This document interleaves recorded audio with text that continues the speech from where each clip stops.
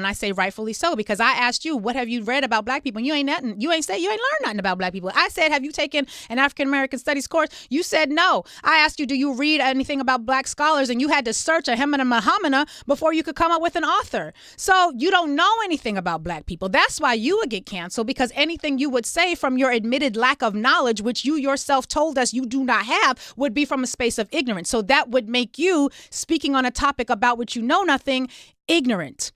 I know what I'm talking about because I do the work. Do you see how that works? You see how that's different? Oh, he hung up? Joe, we were just getting started. We were just getting started. I hadn't even revved up yet. My voice volume hadn't even shifted. Come on.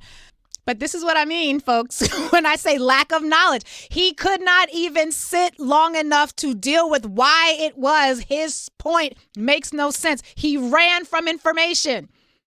That is white culture, according to Vivacious and Elongated Musketeer. Ran from information. They said, I don't have information. I'm going to call and speak to a national show out of my lack of information. And then when I did it, he said, well, you can't do that, because if I did it, I would be canceled. We are not the same, Joe. I, on this topic, am better than you because I've done the work.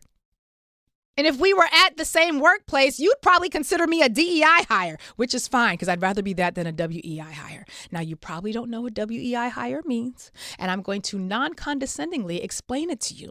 It means when you can be white, entitled, and inept, incompetent, or ineptly incompetent, similar to what might happen if, say, a random person who had not listened to a show for more than 5 minutes were to call up because they were frustrated about something they had just heard without any context, kind of like the example I gave of starting a 10-chapter book in the middle of chapter 9, reading a page or two, and then closing it and pretending you know a thing. You gotta be willing to sit with the discomfort of not knowing things. And I know you're still listening because you was online for a minute.